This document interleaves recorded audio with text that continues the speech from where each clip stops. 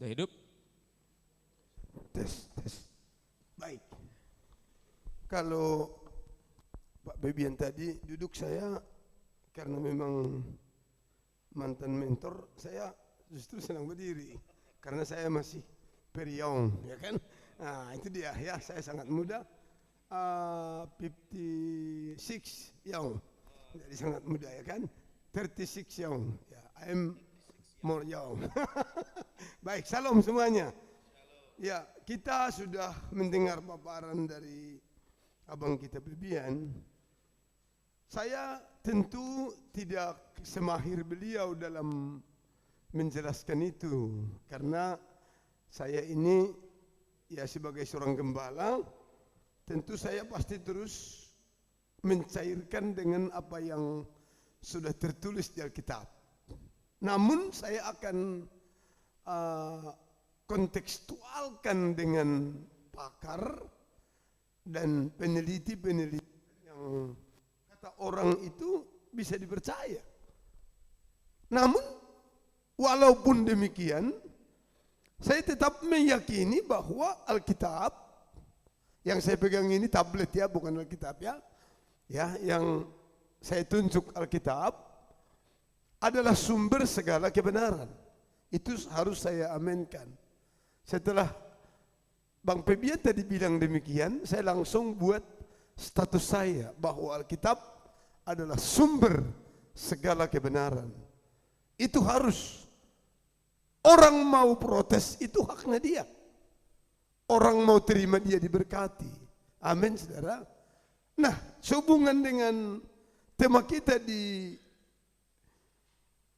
malam hari ini dari Amsal 1 ayat yang ke-7a tadi, tentu saya langsung saja ke titik poin yang saya sudah ketik dan saya juga sudah sharekan di WA Group kaum muda, bahwa peneliti-peneliti meyakini keluarga seperti siapa? Seperti Hana dan suaminya dia Elkana, anaknya pasti mengatakan tidak mungkin bertumbuh.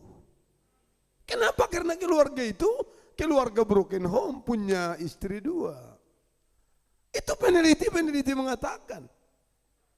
Para pakar mengatakan kalau lingkungannya narkoba, orang-orang yang di situ itu rusak semua, kata para pakar. Tapi Alkitab saya mengatakan, Alkitab saudara juga mengatakan, kalau Samuel itu lahir dari keluarga yang hancur. Coba, papanya punya cewek yang lain, coba bayangkan. Bisa enggak kau rasakan apa yang dirasakan Samuel itu? Enggak bisa kan? Nah, para peneliti mengatakan keluarga yang demikian tidak mungkin anak-anaknya itu bertumbuh secara baik. Tapi kita lihat di Alkitab, karena Samuel takut Tuhan, kan itu tema kita. Ternyata terbalik dengan apa kata peneliti. Ternyata tidak seperti apa kata peneliti. Kenapa? Karena Samuel sejak dari lahir, sejak dari kandungan saya bisa katakan, memang sudah dilatih oleh mamanya takut Tuhan.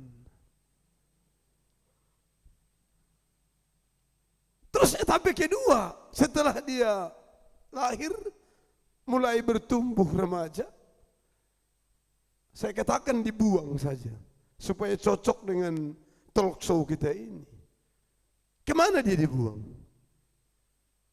Ke rumah keluarga yang lebih hancur lagi, keluarga Imam Eli. Anak-anaknya nggak beres. Nggak beres anak-anaknya Imam Eli. Peneliti mengatakan kalau lingkungan tidak beres, pakar menyatakan kalau lingkungan tidak beres, maka faktor kejiwaan pasti juga terjadi di situ. Tapi apa yang kita temukan di Samuel? Tidak. Kenapa? Samuel takut Tuhan. Samuel, pengetahuan yang peneliti katakan tidak menjadi barometer dalam hidupnya. Tetapi menjadi ukuran dalam hidupnya adalah firman Tuhan. Katakan amin. Talk show ini, di mana engkau berada kaum muda? Mungkin rumah tangga mengalami, papa mamamu mungkin punya persoalan yang berbeda-beda. Kalau engkau ikut apa kata peneliti, engkau akan masuk dalam lingkup apa yang terjadi di dunia. Engkau akan berada seperti apa yang dikatakan para pakar. Tapi ternyata Alkitab kita mengatakan tidak. Coba kita baca ayat itu. Mari kita coba baca dari 1 Samuel pasal yang ke-2. Saya coba ajak kita membaca supaya tidak saya ngomong saja. Ini penting sekali.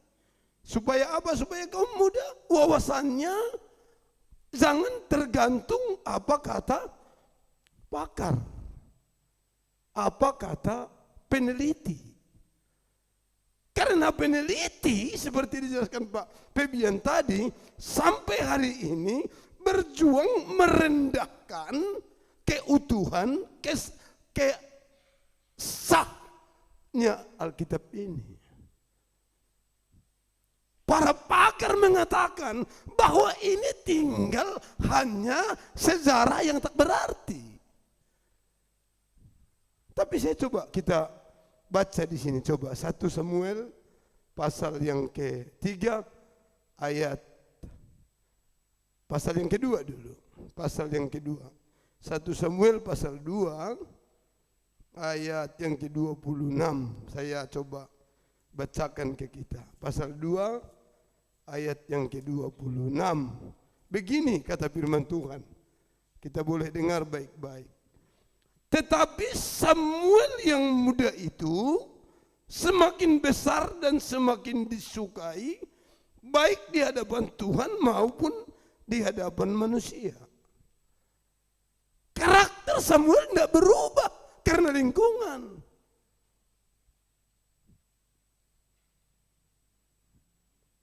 Pribadi Samuel tidak goncang karena faktor keluarganya. Kita harus memahami ini supaya kita mengatakan bahwa Alkitab ini iya dan amin. Samuel tidak goncang karena lingkungannya. Sebab kalau dia ikut apa kata pakar, Samuel menjadi manusia yang tak berdaya. Seberapa banyak kaum muda hari ini menjadikan hidupnya tidak berdaya karena dia ikut apa kata orang-orang pintar. Tapi dalam talk show ini Tuhan mau mengajak kita sama-sama, siapapun, bahwa bukan lingkungan yang menentukan, tetapi takut Tuhanlah yang harus elevate to elevate, meningkat. Kalau knowledge kita tahu, berarti Samuel di rumahnya Eli tidak melihat anaknya Eli dia mengganggu hubungannya dengan Tuhan. Amin enggak? Tapi kaum muda hari ini baru melihat sesuatu di luar, sudah goncang ibadahnya. Ini yang harus kita ubah. Ini yang harus, paradigma berpikir ini harus diubah kaum muda. Supaya apa? supaya tujuan utamamu, sasaran tujuan hidupmu, jika dibuat pertanyaan, bagaimana masa depan hidupmu, engkau berkata di dalam tangan Tuhan. Bukan apa kata peneliti. Amin, saudara. Sebab saya ulang sekali lagi, pakar mengatakan, profesor meneliti, kalau dia berada di lingkungan begitu, sangat riskan, dia terbawa begitu. Misalnya, tadi anak-anaknya Imam Eli itu, anak-anak Imam Eli itu enggak beres. Kita tahu baca di sini, di 1 Samuel ini. Itu dilihat sama Samuel tiap hari, betul enggak Pak Bian? Betul enggak? Coba. Engkau lihat enggak teman-teman di luar sana enggak beres? Ada enggak pergaulan beres di luar sana? Ada enggak? Ada tidak pergaulan beres di luar sana? Ada enggak? Banyak. Ada enggak berganja di luar sana? Coba. Ada enggak temanmu kuliah yang berganja? Tahu enggak? Ayo temanmu yang kuliah tapi berganja dia. Ada enggak? Banyak. Enggak usah bohong. Dan menurut pakar, itu terjadi karena faktor lingkungan, faktor tidak ada kasih sayang, faktor keluarga, faktor, dan faktor. Tapi saya coba meyakinkan saudara, bukan faktor itu, tapi takut Tuhan menjadi kunci. Samuel melihat anak Imam Eli, dilihat karena dia punya mata, ya kan? Apa Samuel tutup mata asal berhadapan dengan Hofni Penias, tutup mata tembak dia? Enggak kan? Dengan kata lain, ketidakberesan lingkungannya, dia bisa lihat sepanjang waktu, tetapi Samuel tetap fokus to the goal. Katakan amin. Fokus kepada sasarannya. Maka kita lihat di ayat ini tadi, Samuel yang muda itu, perhatikan, semakin besar dan semakin disukai. Jadi kaum muda yang ikut talk show ini, yang wanita-wanita, nggak usah kau takut, nggak ada cowok yang nggak suka samamu. Percayalah, kalau kau takut Tuhan, ngantri cowok-cowok nyarimu. Amin nggak? Kok senyum-senyum seperti nggak percaya Anda ini. Istri saya aja lahir di Jawa Timur, coba bayangkan. Enggak tahu kalau Pak Bebian, istri saya ini lahir di Jombang. Jombang itu di Jawa Timur. Bayangkan karena dia takut Tuhan, dikirim Tuhan saya dari Siantar ke Surabaya untuk menjemput dia. Coba lihat cara Tuhan itu. Bisa saja yang mau menjemputmu dari Italia. Amin. Amin. Coba amin kan? Iya kan? Ya kalau memang dari Tarutung ya tetap puji Tuhan, ya kan? Haleluya. Kalau takut Tuhan, tapi kalau tidak takut Tuhan, nah ini saudara. Jadi gak usah merasa, aduh saya ini siapalah yang suka sama aku, hidungku pas-pasan. Hah? Dia berkaca lagi, bercermin. Saya enggak secantik yang sana. Aduh, aku keluarganya begini ya. Bapakku begitu, mamaku lagi. Kami ini ternyata keluarga broken home ya. Mengurung diri, tidak.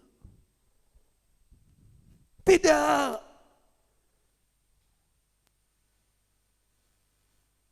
Bukan. Tapi kalau engkau bercermin kata pakar, kata teolog, persis dari Pak Bang Febian tadi, berarti engkau akan merendahkan mutu Alkitab ini.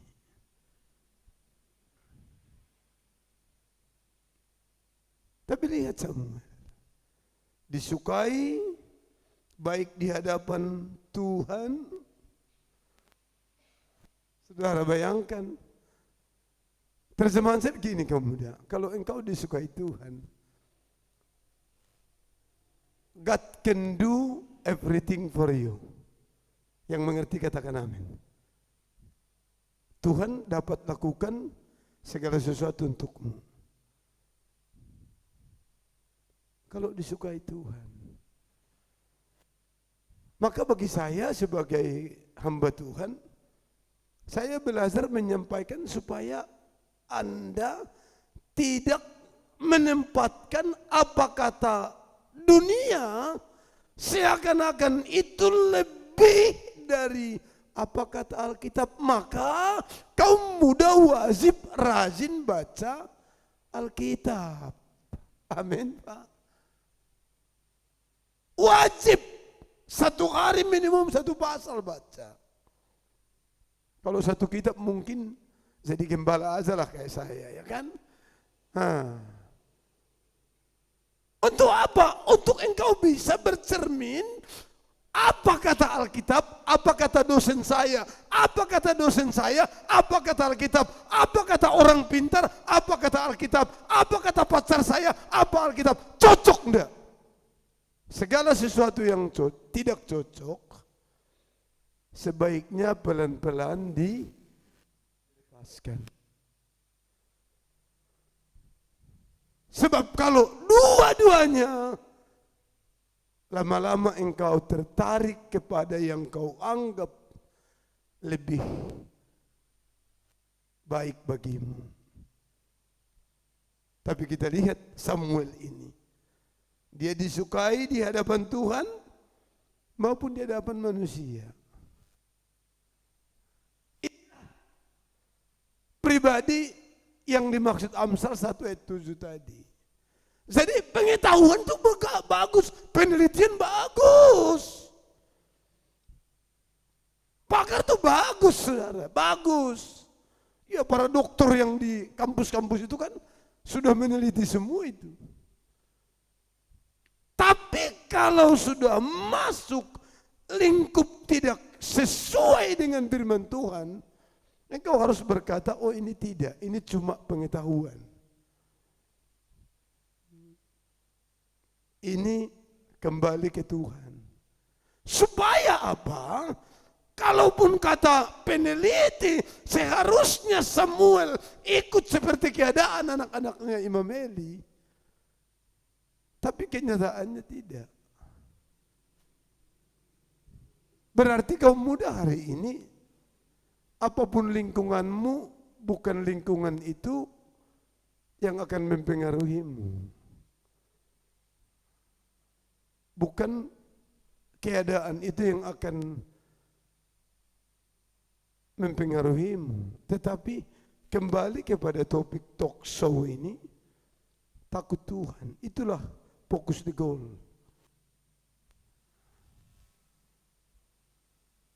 Ini penting sekali. Kalau ini dilakukan, saudara bisa lihat bagaimana hidupnya Samuel di pasal yang ketiga. Samuel berada di lingkungan yang begitu enggak beres.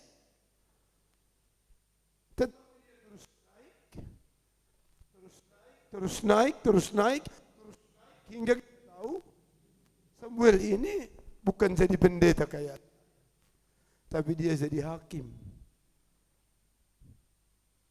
Kenapa? Dia mampu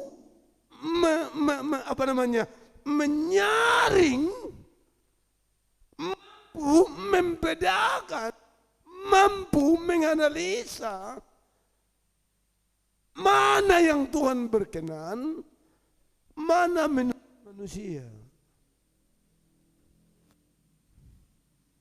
Maka kita tahu salah satu top formnya Samuel itu di mana, saudara? Saya coba bagikan sedikit sama saudara. Di WA grup itu saya enggak masukkan itu. Ketika pura-pura dipakai Tuhan. Ketika Saul berpura-pura memberi persembahan kepada Tuhan, tapi Saul menyembunyikan Agag, orang Amalek. Disitulah kepribadiannya Samuel itu teruji. Disitulah golnya Samuel itu dipuji Tuhan. Kenapa di situ Samuel katakan ketika Saul mengatakan aku sudah membasmi orang-orang Amalek, aku sudah menghancurkan musuh. Tetapi telinganya Samuel yang tajam, pendengaran Samuel yang tajam bisa membedakan mana suara Tuhan, mana suara bohong. Samuel menjawab Saul, kalau suara apa yang aku dengar itu? Saul menyembunyikan kambing domba yang bagus-bagus. Akhirnya kita tahu Samuel mengeksekusi, kau bohong.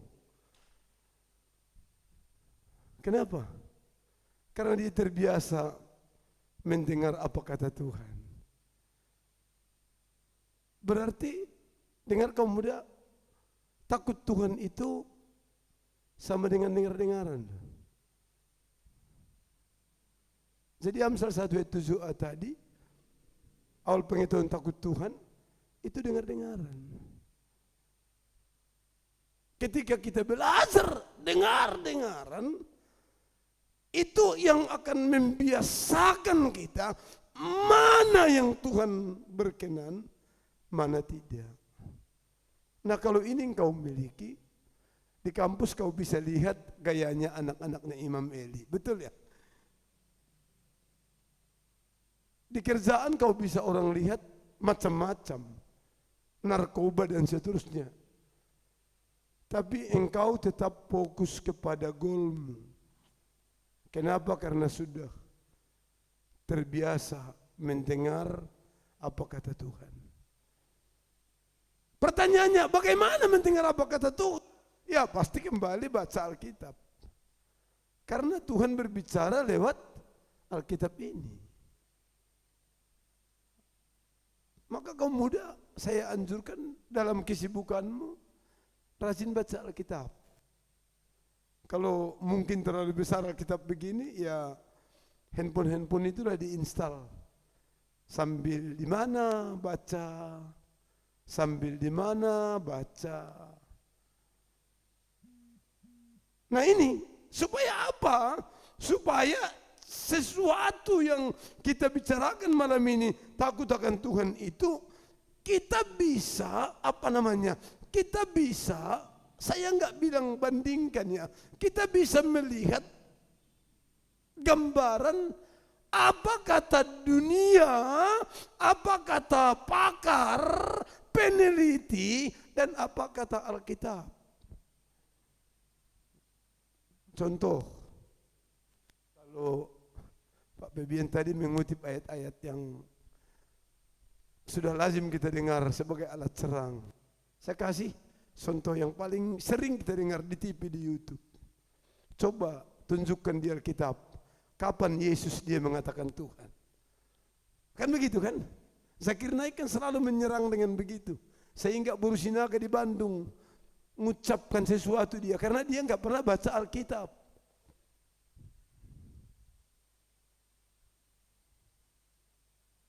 Coba. Kapan? Nah, saudara, kira-kira saya perlu enggak mengatakan saya ini gembala? Coba, kaum muda Tanjung Mulia, perlu enggak? Perlu enggak saya mengatakan, aku ini gembala, aku ini pendeta, perlu enggak? Perlu enggak? Tidak perlu. Karena kalian sudah tahu saya ini gembala.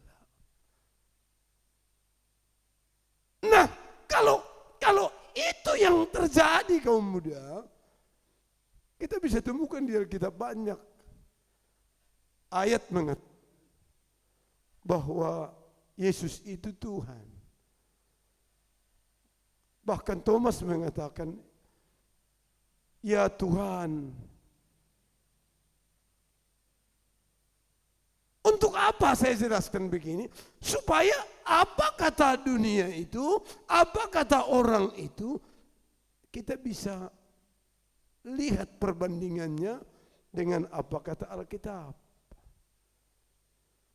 Berikutnya, Petrus 3,5 tahun jadi muridnya Tuhan, mengatakan bahwa Yesus itu Tuhan. Dalam Kisah Rasul, saudara boleh baca. Lantas ada orang mengatakan bahwa Yesus itu bukan Tuhan.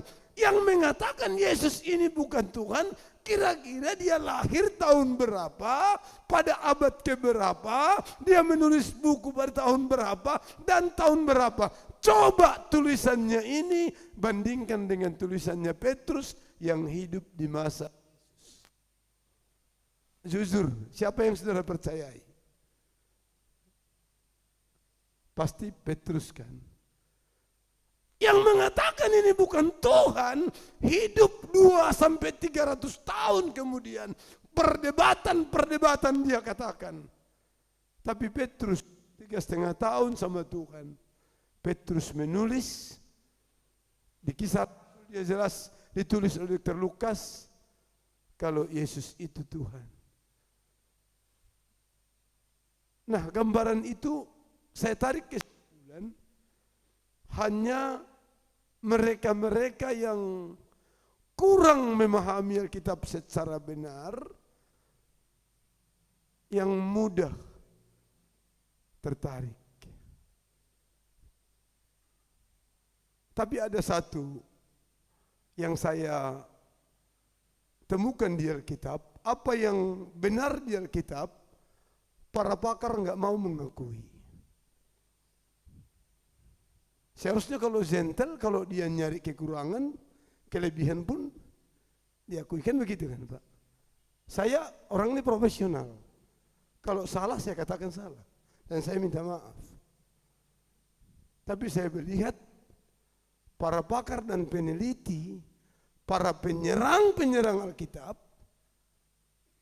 tidak mengakui kebenaran Alkitab. Soal apa? Soal membangun bangunan. Yesus bilang di Matius pasal 7, orang yang percaya kepadaku, dia membangun di atas batu karang. Maka ketika datang masalah, bangunan itu tidak goyah. Nah, saudara lihat bangunan-bangunan tinggi di dunia ini, semua menggunakan ayat itu kan. Ada enggak bangunan Podomoro pakai lumpur? Ada enggak? Coba. Pakai apa itu? Coba. Pakai apa? Ditaruh banyak-banyak di situ. Batu, semen dan pasir. Batu lah paling berperan di situ.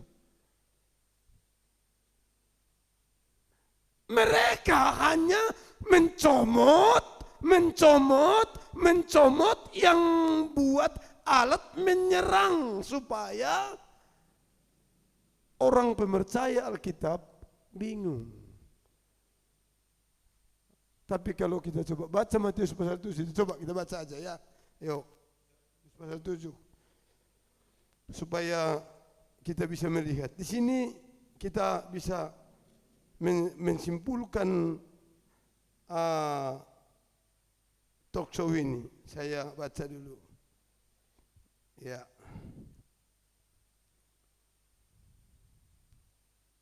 Saya bacakan untuk kita ya, biar semua diberkati oleh Tuhan. Matius pasal 7 ayat 24 dan 25 dulu. Matius pasal 7 ayat 24 dan 25. Ini enggak diakui. Sama yang mengatakan tadi itu hebat. Yang menyerang Alkitab. Yang memang ngotot soal pengetahuan. Tapi mereka ambil dari sini. Coba ayat yang ke-24. Saya bacakan. Setiap orang yang mendengar perkataanku, berarti Amsal 1:7. Amin, saudara. Ya kan? Setiap orang yang mendengar perkataanku dan melakukannya, berarti takut Tuhan. Awal pengetahuan. Saudara perhatikan. Apa dikatakan di situ? Ia sama dengan orang yang bijaksana. Saya ulangi lagi, setiap orang yang mendengar perkataanku ini dan melakukannya, ia sama dengan orang yang bijaksana. Kembali tadi, sudah diuraikan Abang Febian tadi. Orang bijaksana. Baik-baik. Yang mendirikan rumahnya di atas batu ini, para ahli hari ini tidak mau mengakui ayat ini. Dia hanya mencari kekurangan Alkitab. Saya perhatikan, saya harusnya akui dong ayat ini. Akui ayat ini. Jadi kalau Anda ada arsitek di sini, akui ayat ini. Jangan bilang pula karena hebatnya bangunanmu terus tahan digempur gempa 15 skala Richter. Tidak, akui ayat ini.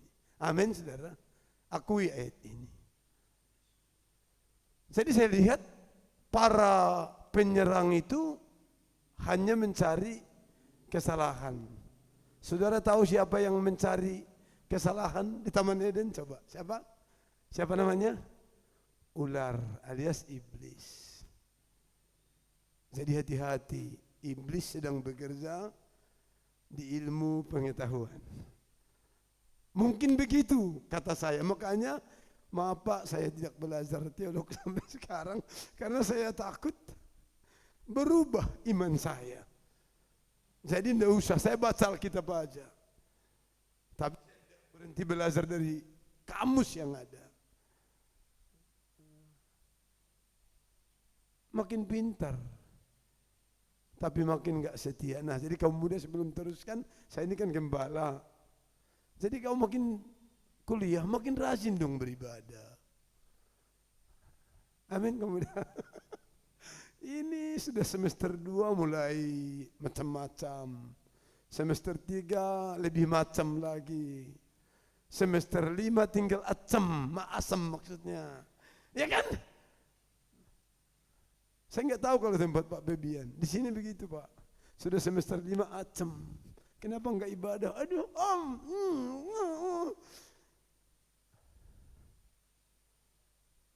Mari. Kenapa? Engkau mengakui atau tidak, pengetahuan itu menarik perhatianmu. Akui atau tidak. Nah, ketika itu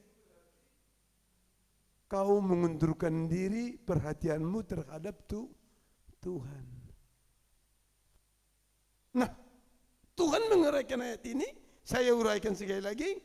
Kemudian turunlah hujan dan datanglah banjir, lalu angin melanda rumah itu, tetapi rumah itu tidak rubuh sebab didirikan di atas batu. Nah, ini para pakar pakai ini, tapi dia tidak akui. Para arsitek gunakan ini, tapi mereka tidak mau akui. Jadi tidak fair. Harusnya fair. Tapi kita lihat, kembali ke topik ini. Kuat kan? Kenapa? Karena dibangun di atas batu.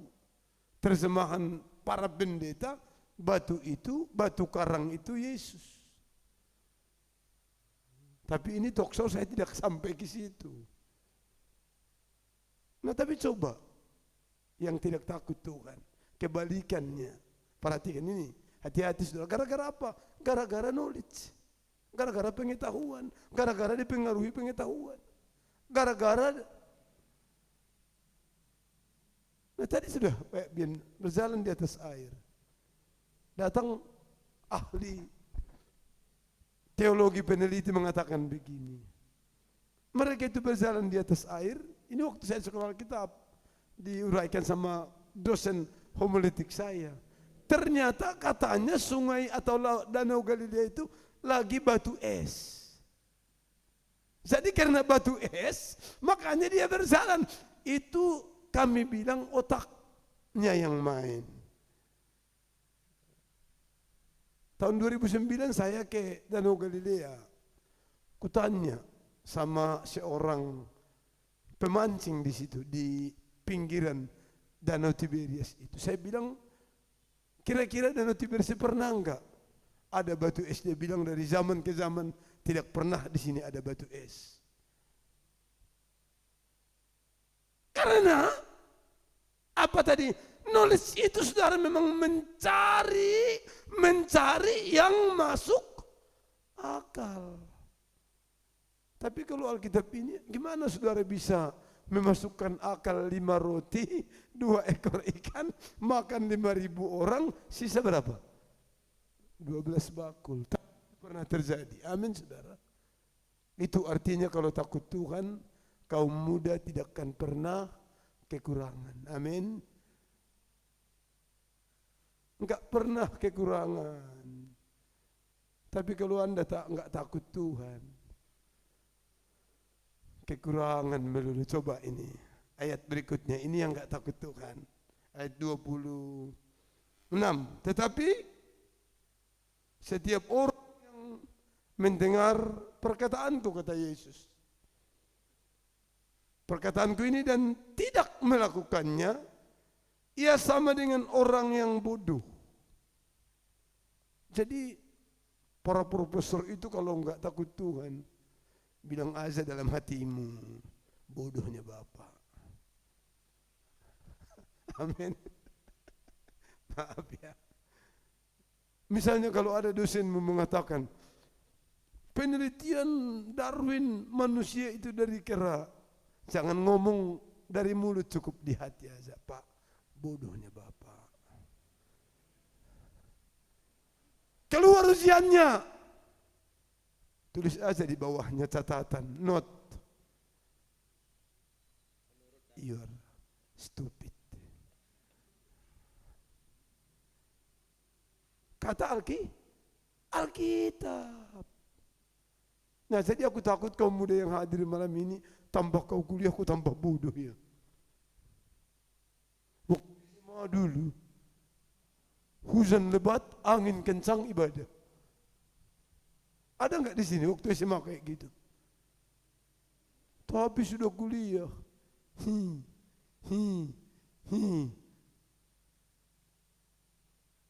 Kalau mana-mana, orang apa namanya itu? Orang apa namanya itu? Orang bodoh. Tuhan enggak mau bodoh. Amin. Nah jadi kalau ada orang bilang, udah enggak usah bilang aja dalam, jangan bilang bodoh, ribut ya kan? Nah, bodoh Bapak ini ternyata, masa mau pula dia keturunan monyet, iya kan? Coba angkat tangan yang mau keturunan monyet, coba. Ada yang enggak? Saya enggak, saya ini anak Allah. Kata Tuhan tadi siang, sebutan anak-anak Allah. Itu kita tarik, kita samakan dengan ini semua orang bodoh. Karena apa dikatakan di sini? Yang mendirikan rumahnya di atas pasir. Pasir, tadi batu. Ini pasir. Kalau bahasa lain debu. Coba debu. Bikin kotor aja. Saudara perhatikan apa yang terjadi. Kemudian turunlah hujan dan datanglah banjir, lalu angin melanda rumah itu sehingga robohlah rumah itu dan hebatlah kerusakannya. Nah, jadi kita kembali ke topik. Kalau kita enggak takut Tuhan, pengetahuan memang saya enggak katakan enggak penting. Tetapi tempatkanlah firman Tuhan di atas pengetahuan. Above. Jadi firman Tuhan itu di atas. Ketika datang penjelasan yang tidak seperti firman Tuhan, maka engkau bisa memfilter. Oh, ini salah. Oh, ini keliru. Ini tidak cocok. Tentu tidak engkau langsung mengatakan, oh enggak cocok Pak, tidak begitu. Tapi engkau bisa langsung memilah, oh ini pengetahuan manusia.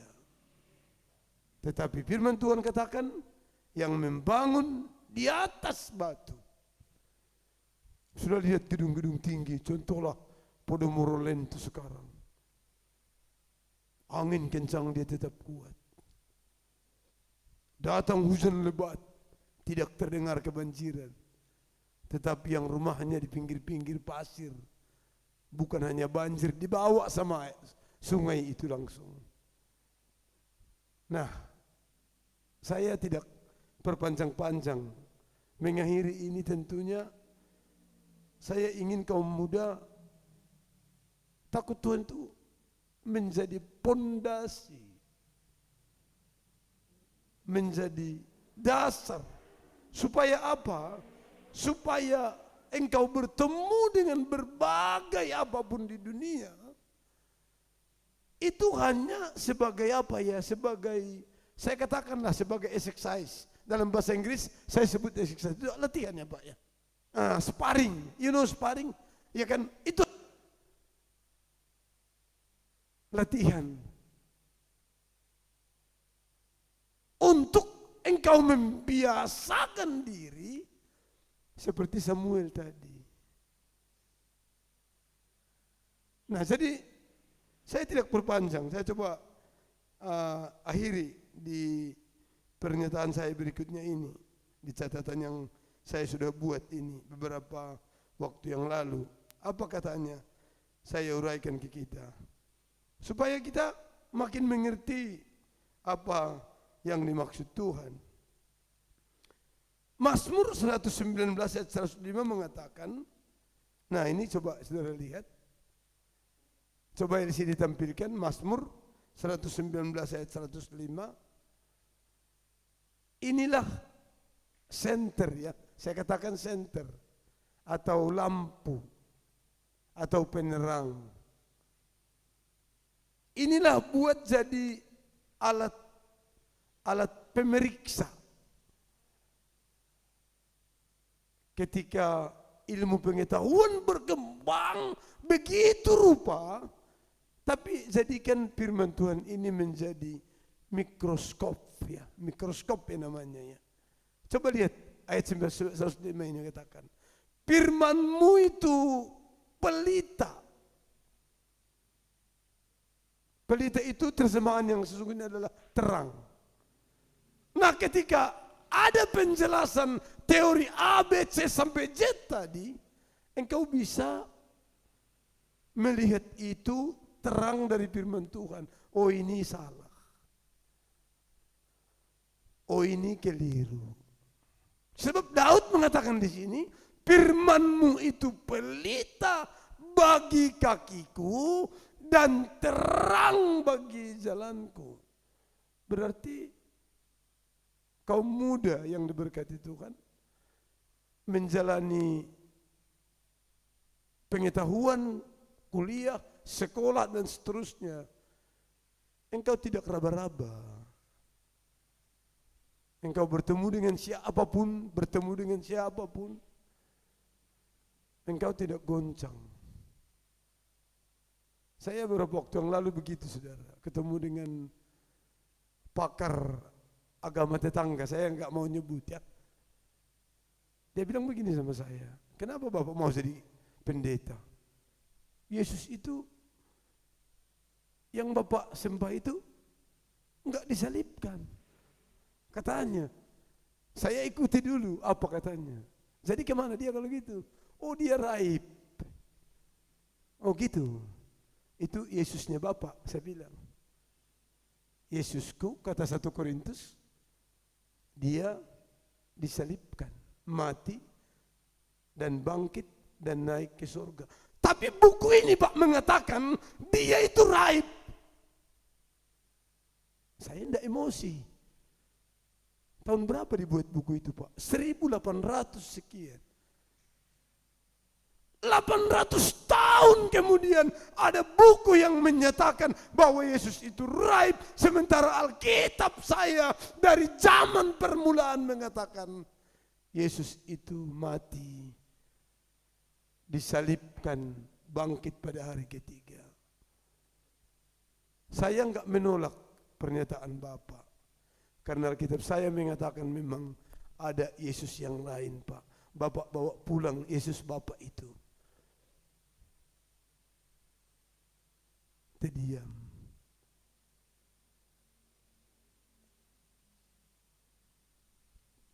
Titik temunya begini, kaum muda, rajinlah baca Alkitab. Sebenarnya disitulah awal pengetahuan. Ketika engkau membaca satu pasal, satu ayat atau satu perikop aja, engkau pikirkan nanti Roh Kudus akan mengajarimu maksud dari ada ayat-ayat itu. Kalau itu terus berlanjut, mau ketemu model apapun di dunia sana, engkau tetap menjadi pengikut Yesus yang bagaikan batu, gedung yang dibangun dari batu karang tadi. Saya pikir begitu. Tuhan memberkati kita semua.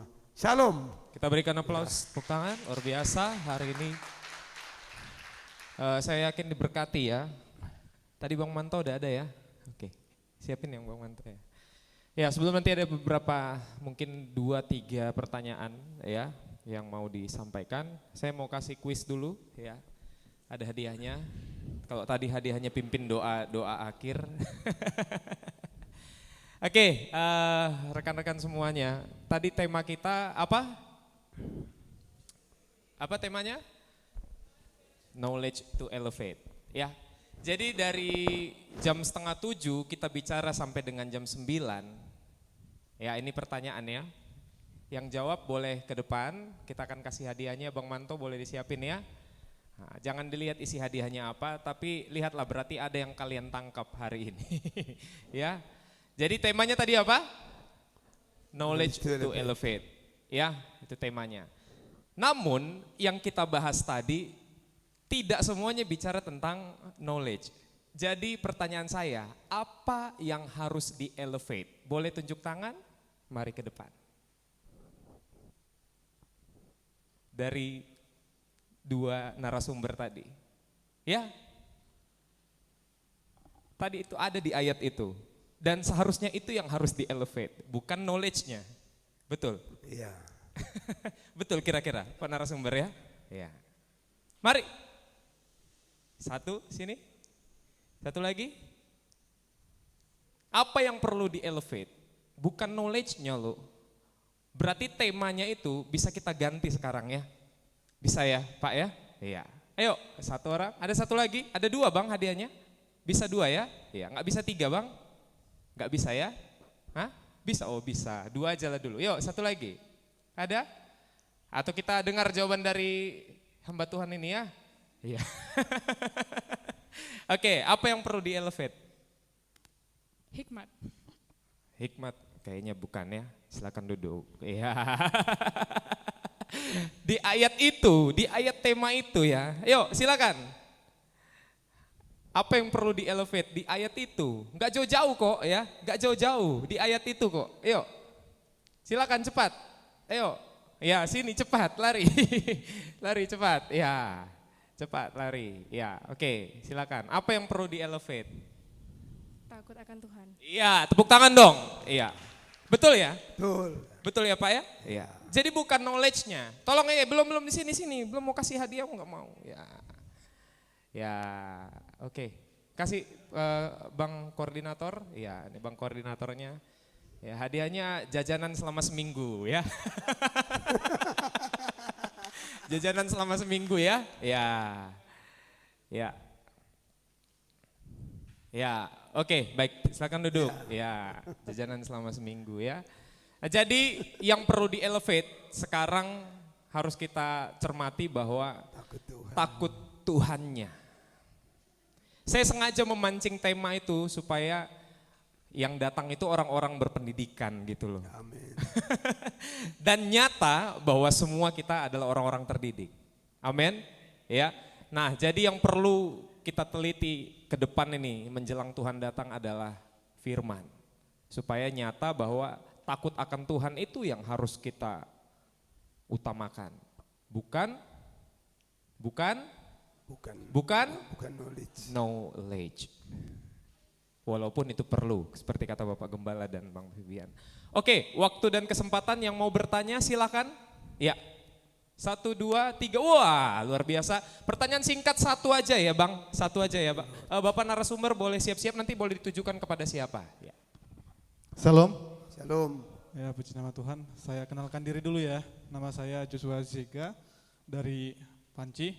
Tentunya pertanyaan ini sudah lama terpendam di hati saya dan saya merasa hari ini saya adalah orang yang paling beruntung hadir di tempat ini. Amin ya.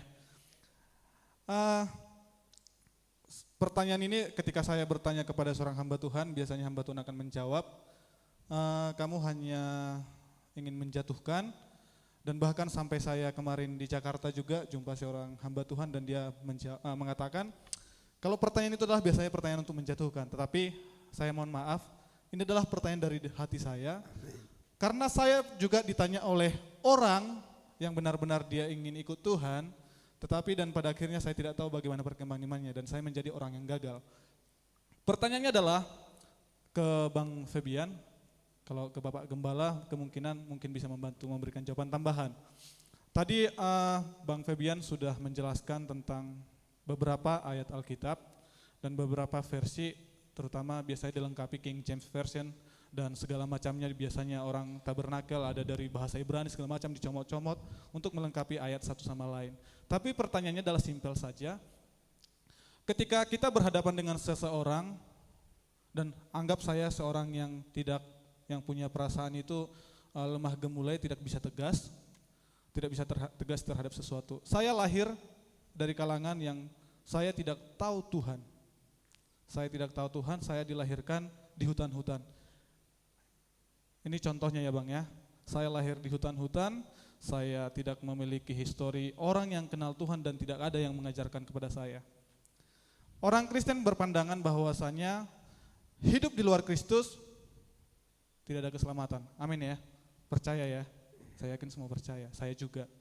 Tetapi ketika situasi itu muncul, saya lahir di hutan, saya berbuat baik, ketika saya mati, pertanyaannya, apakah saya masuk surga atau neraka? Karena saya ditanya orang yang seperti itu, saya tidak bisa menjawab. Dan hari ini saya percaya, saya akan mendapat jawaban yang luar biasa dari Bang Febian dan juga dari Bapak Gembala. Terima kasih, puji Tuhan. Mungkin one by one dulu ya, bisa dijawab Bang Febian? Ya. Oke, jadi pertanyaan ini tahun 2008 pernah ditanyakan oleh seorang ateis. Ateis, dia itu versi yang tahu, dia tahu firman, tapi nggak percaya. Bahkan dia nggak percaya atas semua agama. Jadi dia layak juga untuk ngasih tahu, untuk menanyakan hal itu. Tapi ini ternyata lebih ekstrim lagi. Dia lahirnya di hutan, Tarzan lah nih istilahnya ya, Tarzan lah. Jadi Tarzan itu kalau meninggal, masuk ke mana? Nah kalau saya seperti bayi yang ini saya berikan perumpamaan juga. Bayi yang dalam kandungan, ketika dia lahir, dia belum tahu apa-apa. Dia meninggal, dia masuk mana? Menurut tadi siapa namanya? Joshua, ya. Menurut Joshua gimana ya? Ini bukan Tarzan. Tarzan itu nanti urusan saya. Kalau menurut kamu sendiri, gamblangnya aja gitu. Kembali ke ciptanya ya, tepat. Saya yakin Tarzan ini kalau meninggal, dia harus kembali ke penciptanya. Karena Tuhan itu adil. Kamu kalau tahu firmanku, lalu kamu tolak, kamulah orangnya yang memang dilahirkan seperti kayu yang siap untuk dibakar. Jadi kamu itu diciptakan untuk dibakar. Itu perumpamaan yang dikasih oleh Yesus sendiri. Nah, tapi kalau kamu adalah Tarzan-Tarzan yang memang gak tahu firman Tuhan, kamu gak boleh dibakar. Karena Allah itu adil. Allah itu kasih, Allah itu adil. Jadi kalau kita punya kesempatan, kita tidak memanfaatkannya, maka kitalah orangnya. Jadi Tarzan, dia akan kembali ke penciptanya, itu tepat. Dia akan ke sorga, karena dia nggak punya kesempatan itu. Adakah orang itu di zaman sekarang? Hampir tidak ada lagi. Zaman dulu mungkin ada, tapi zaman sekarang Injil sudah sampai ke ujung dunia, ke seluruh dunia, sudah sampai. Nggak ada lagi orang yang nggak dengar firman Tuhan. Maka itu menandakan akhir zaman sudah hampir tiba. Saya bukan mau bukan mau memberikan profetik, kata-kata profetik, tapi saya yakin dengan versinya akhir zaman yang disebutkan oleh dunia, ini memang kita ini generasi terakhir. Menurut saya tanda-tandanya sudah cocok dengan apa yang dikatakan oleh firman Tuhan. Ini generasi terakhir. Maka di generasi ini enggak ada lagi yang enggak kenal Tuhan. Tapi Tarzan yang tadi, dia kembali ke penciptanya. Sama seperti bayi, infant itu yang dia meninggal di dalam kandungan, itu kan sudah ada jiwanya. Dia meninggal ketika lahir, dia akan kembali. Sama seperti siapa? Yang begitu lahir terus meninggal? Di dalam firman Tuhan? Maksudnya yang sakit lah. Siapa? Ada? Ada yang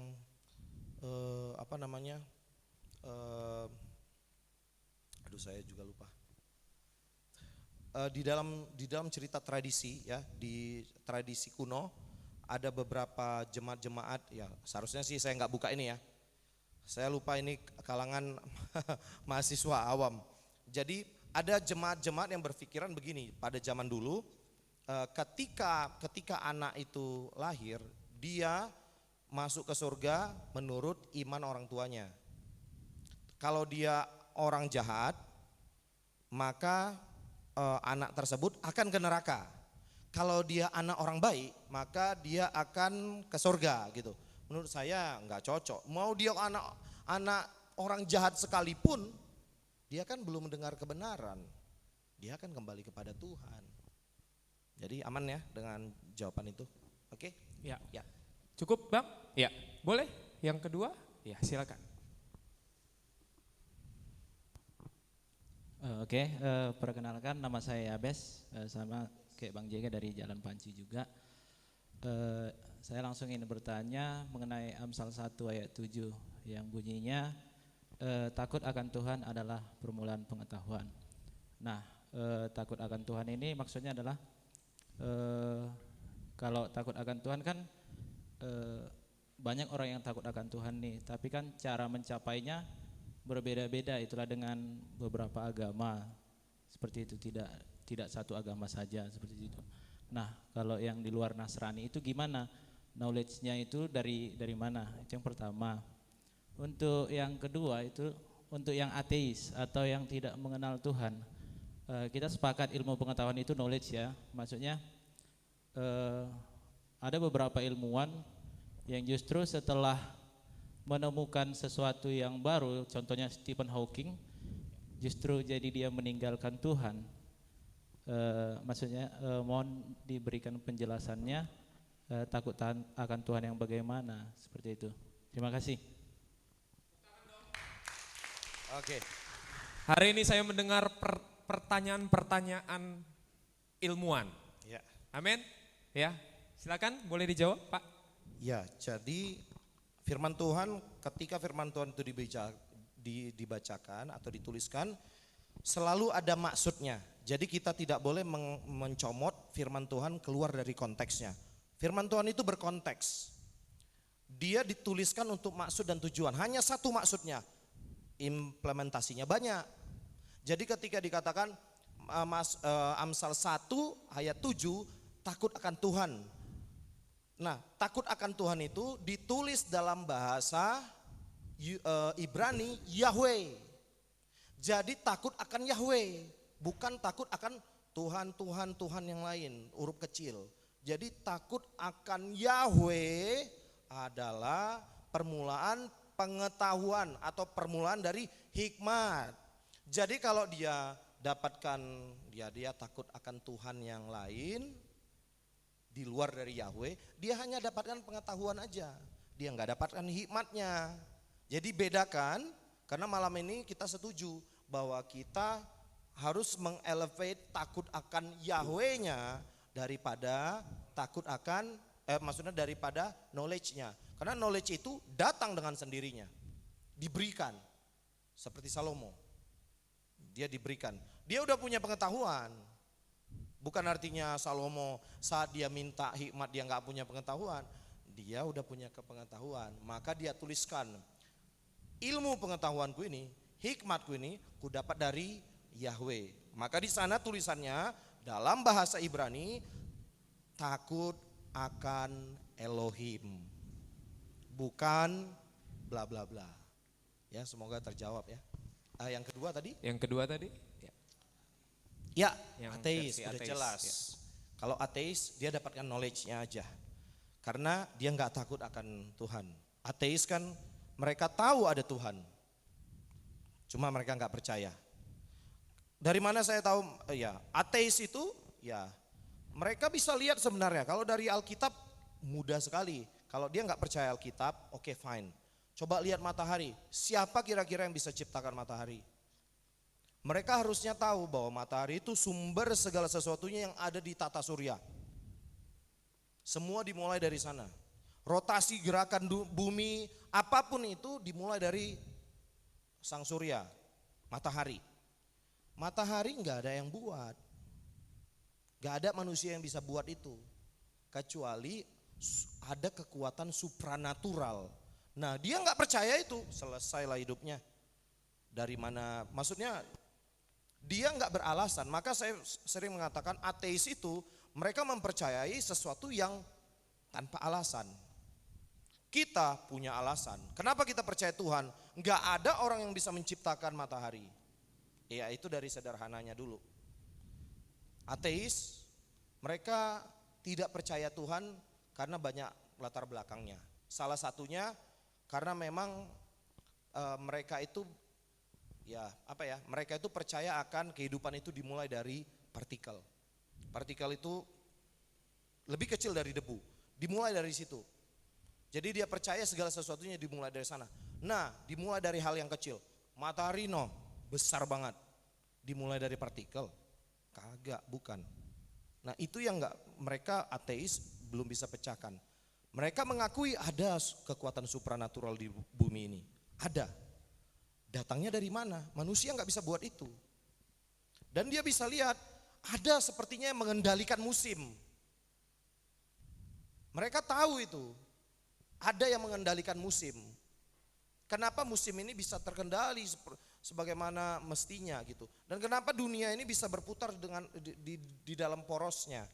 Enggak mencong-mencong, kadang tiki-taka dia ya, atau ini gitu. Enggak, dia berotasi pas waktunya, 24 jam, 24 jam.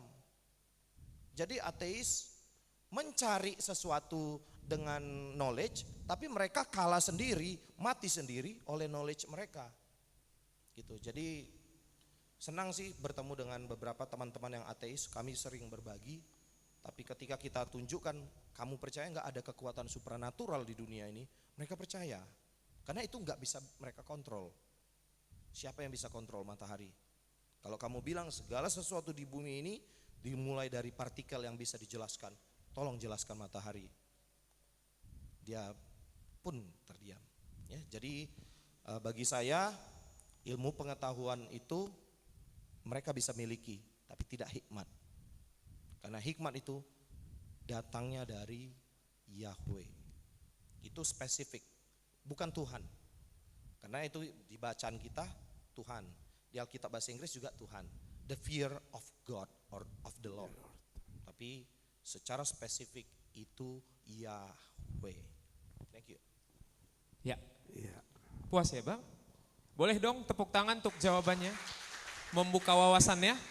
Oke, baik tadi ada yang nanya? Iya, dari sebelah kiri, sayap kiri, nanti sayap kanan ya. Nanti penyerang boleh. Karena tiki taka tadi dibilang. Iya.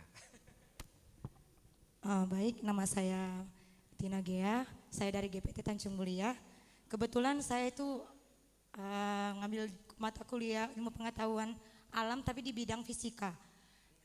Jadi di mata kuliah ini sebelumnya dulu saya juga sangat apresiasi ya pada hari ini karena dari waktu SMA saya melihat kemampuan saya masih bisa dibilang masih mencapai ya.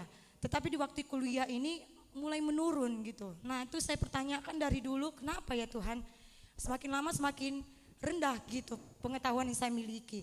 Rupanya pada malam hari ini saya sudah mengetahuinya bahwa takut akan Tuhan lah yang menjadi utama di dalam pengetahuan.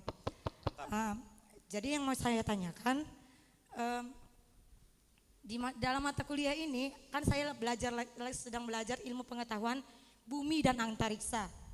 Nah, di dalam makalah saya terdapat di situ pembahasannya tentang geosentris, di mana geosentris itu katanya bumi yang menjadi pusatnya dan matahari dan planet-planet yang lain itu yang mengitari bumi. Sedangkan si Aristoteles mengatakan di sini dia mengambil pada ayat Alkitab di dalam Yosua 10 ayat 12a dengan isinya matahari berhentilah di atas Gibeon dan engkau bulan di atas lembah Ayalon. Maka berhentilah matahari dan bulan itu bergerak. Jadi masyarakat awam yang di situ percaya dengan kata-kata si Aristoteles. Saya mau nanya, kenapa enggak dari Kejadian 1 ayat 1 aja dia mengatakan bahwa di situ adalah sumber dari pencipta langit dan bumi itu adalah Tuhan. Jadi bagaimana pendapat Abang tentang Aristoteles tersebut? Terima kasih. Oke. Sekali lagi saya mau konfirmasi, Aristoteles bilang apa?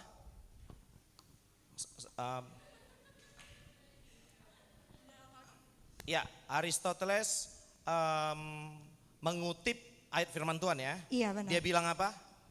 Itu dari Yosua, berarti dia ambilnya dari Yosua. 10 ayat 12a. Coba apa yang dibilang Aristoteles? Apakah tepat dia mengutip ayat atau dia menyampaikan formulanya? Iya benar sekali, saya sudah mengecek di Alkitab bahwa di Yosua 10 ayat 12a itu mengatakan bahwa matahari berhentilah di atas Gibeon dan engkau bulan di atas lembah Ayalon. Itu di ayat 12a-nya, tapi di 12b-nya itu enggak ditaruh dia gitu, Bang. Jadi pertanyaannya tadi, maaf ya, pertanyaan tadi kenapa Yosua malah kutip ayat ini? Maksudnya Aristoteles kenapa mengutip ayat ini, tidak langsung mengutip Kejadian 1 ayat 1. Kejadian 1 ayat 1. Iya. Bahwasannya pada mulanya Allah menciptakan langit dan bumi. Iya. Oke, boleh. Ini pertanyaan saintifik ya. Jadi mohon maaf kalau saya agak sulit untuk masuk ke ranah itu karena saya juga bukan saintis. Tapi saya pernah belajar. Jadi enggak semua valid, hanya ada beberapa prinsip yang akan saya coba paparkan, semoga membantu. Nah, bagi saya bumi ini diciptakan itu dengan desainnya Tuhan. Tapi Tuhan sendiri bisa menghentikan desainnya. Jangan berhenti di ayat itu dong. Waktu kita baca ayat Yosua 10, ayat selanjutnya di sana terjadi fenomena yang belum pernah terjadi di dunia. Benar? Ketika itu waktu itu apa yang terjadi? Boleh dibantu? Gempa apa namanya? Matahari berhenti, bulan tak bergerak. Benar ya? Ini fenomena yang menahan hari dari 24 jam jadi 36 jam. Ini menahan, memperpanjang hari ini enggak ada di dalam rumus. Jadi Aristoteles dia tepat mengambil ayat ini. Enggak perlu dia mengambil ayat-ayat yang lain. Ini ayat yang menguatkan bahwa pencipta itu, dia mencipta, dia bisa rusak sendiri. Sistemnya dia buat, dia bisa rubah sistemnya sendiri. Jadi Aristoteles di sini punya kesempatan, sebenarnya dia punya kesempatan menjelaskan sains tunduk pada penciptanya. Sains yang hebat, yang logikanya bisa terpasang, terstruktur, tapi tunduk pada pencipta sains itu sendiri. Bayangkan matahari dan bulan tak bergerak, tinggal di sana, freeze katanya. Ya, jadi ya semoga menjawab ya. Saya nggak bisa lebih dari situ, tapi bagi saya sains itu ilmu pasti. Ilmu pasti bisa Tuhan obrak-abrik kok pada waktu itu. Dan ini menurut orang Yahudi ini adalah momen sakral. Ini momen di orang Israel ya. Ini momen di mana satu-satunya orang yang bisa melakukan ini dan tercatat dalam sejarah, bahkan tercatat di dalam kitab agama seberang, momen ini. Jadi ini harusnya membanggakan kita bahwa sains diobrak-abrik oleh penciptanya juga di sini. Ya, puas ya? Boleh dong tepuk tangan? Ya. Ya. Ada wawasan yang baru yang bisa kita lihat. Ada lagi? Jangan malu-malu.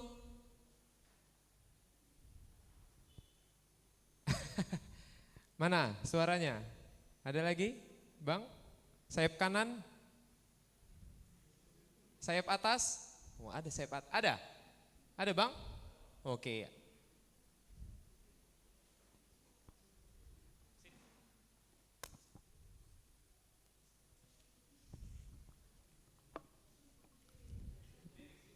Shalom Bang. Shalom. Shalom buat kita semua ya.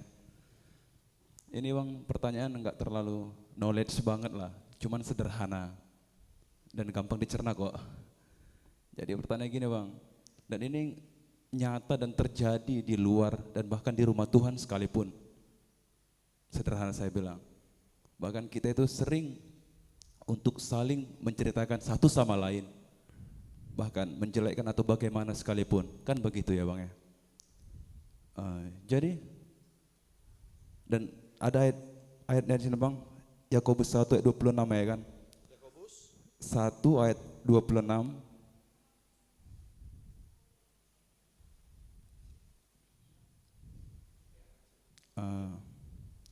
Jikalau ada seorang menganggap dirinya beribadah tetapi tidak mengekang lidahnya, ia menipu dirinya sendiri, maka sia-sialah ibadahnya. Jadi dalam konteks ini Bang ada dua pertanyaan. Bagaimana kami bisa keluar dari karakter seperti ini, manusiawi ini, untuk menceritakan orang lain, kan begitu Bang? Dan ini nyata memang di rumah Tuhan. Dan yang kedua ini menimbulkan dosa atau tidak? Oke, kalau yang diceritakan untuk mengembangkan bagaimana visi misi pelayanan atau bagaimana untuk Tuhan. Tapi kalau untuk menjelekkan atau bagaimana, ini dosa atau tidak? Itu dua pertanyaan Bang. Terima kasih, shalom. Ya mungkin bisa dibantu. Oke, keluar dari sini ya, dari ini sebenarnya perangkap. Karena ini juga banyak terjadi di gereja mula-mula. Maka Rasul Paulus itu membombardir pengajaran-pengajaran seperti ini dengan pengajaran. Jadi orang-orang harus tahu dulu. Tapi coba lihat ayat ini ya. Jikalau ada seseorang menganggap dirinya beribadah, tetapi tidak mengekang lidahnya, ia menipu dirinya sendiri, maka sia-sialah ibadahnya. Lanjut. Jangan berhenti di situ, lanjut ayat 27. Ibadah yang murni dan yang tak bercacat di dalam Allah Bapa kita ialah mengunjungi yatim piatu dan janda-janda dalam kesusahan mereka, dan menjaga supaya mereka dan dirinya sendiri tidak dicemarkan oleh dunia. Menurut saya ini intinya adalah tentang pencemaran. Maka ada kasus-kasus pencemaran nama baik dan lain-lain ya. Nah, fitnah itu ataupun membicarakan orang lain, jangankan yang nggak benar, yang benar aja pun waktu kita bicarakan itu salah. Jadi apa yang harus kita lakukan? Ya kalau menurut saya kita nggak perlu mencemarkan orang lain atau mencemarkan diri kita membicarakan orang lain. Saya banyak belajar ini bahkan bukan hanya dari firman Tuhan ya, tetapi dari kehidupan nyata. Seandainya kita punya masalah dengan seseorang, akan jauh lebih baik kita datang kepada orang tersebut untuk membicarakan apa yang kita rasakan ke orang tersebut. Ya istilahnya itu state the feeling, kasih tahu feeling kita. Nah, kegagalan orang-orang di gereja yang dalam tanda kutip terlalu tampaknya rohani tapi di belakang membicarakan, menurut saya itu banyak mereka mencemarkan diri orang lain, mencemarkan dirinya sendiri. Saya biasanya ketemu banyak orang seperti ini, datangnya begini, Pak, saya bukan mau menggosip ya. Nah, itu kata selanjutnya adalah gosip. Saya bukan mau membicarakan Bang Bonar ya. Setelah itu dia bicarakan Bang Bonar. Orang-orang tipikal seperti ini saya langsung cut. Ya udah kamu bicara sama Bonar aja. Karena kamu mau bicara tentang dia, kamu bicara sama dia langsung ke orangnya. Jadi kalau contohnya Yesus, Rasul Paulus, Yohanes Pembaptis, dia langsung pahit-pahit kok, hai keturunan ular beludak katanya. Dia nggak bilang, itu keturunan ular beludak. Enggak, dia langsung ke orangnya. Tapi tepat, tapi ya enggak seperti itu. Saat ini kita diberikan hikmat, kalau kita orang yang takut akan Tuhan, kita akan ngomong baik-baik. Kita akan ngomong sesuai dengan porsi kita. Kalau jemaat bisa enggak menegur gembalanya? Boleh, tapi ada hikmat. Karena dalam firman Tuhan juga diajarkan bahwa kita punya porsi, kita boleh approach gembala kita atau pimpinan kita dan tegurlah dengan kasih. Orang yang lebih tua boleh tegurlah dengan kasih. Jadi gosip ini lebih berbahaya dari corona ini. Iya, dia bisa dari satu telinga ke telinga lain bermutasi dia. Dari sini ke telinga lain udah bermutasi sampai ke orang yang ke 115 udah beda ceritanya. Jadi menurut saya untuk keluar dari sana udah kamu langsung ngomong aja ke orangnya. Ada ya orangnya di sini?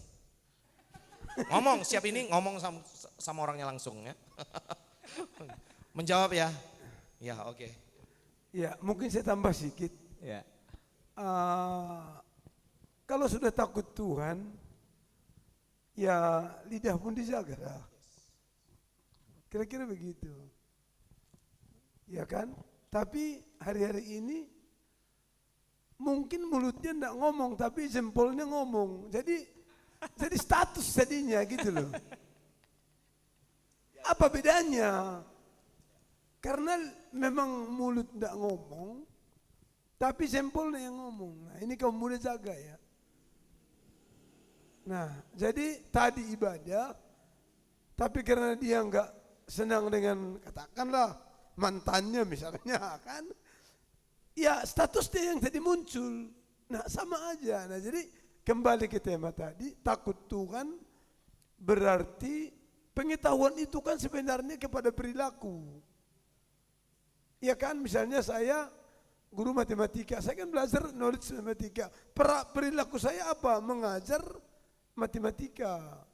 Nah, sekarang kita rohani, kita bicara tentang takut Tuhan berarti perilaku kita itu rohani, berarti tidak lagi gosip. Ya kan? Nah, jadi kira-kira begitu gambarannya. Ya kan? Nah, sebab kalau tetap begini, kalau pertanyaan Dodi tadi apakah dosa kan gitu? Ya pasti dosa ngomongin orang lain. Ya kan? Ya, jadi jangan diomongin lagi orang lain. Pak Bebin bilang kalau enggak cocok yang ngomong aja. Ya kan?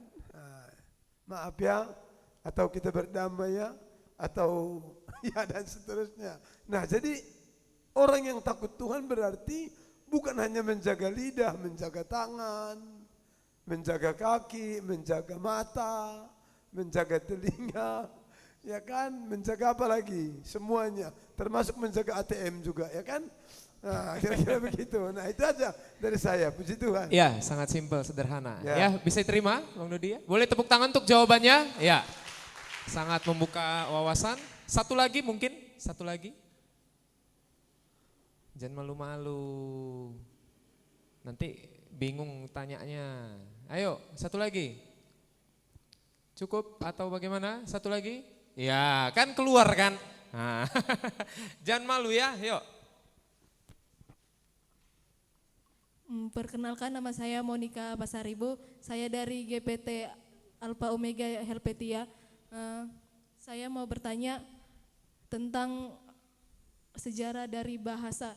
Karena saya kebetulan ngambil jurusan pendidikan bahasa Inggris. Di sini saya mau bertanya tentang bahasa itu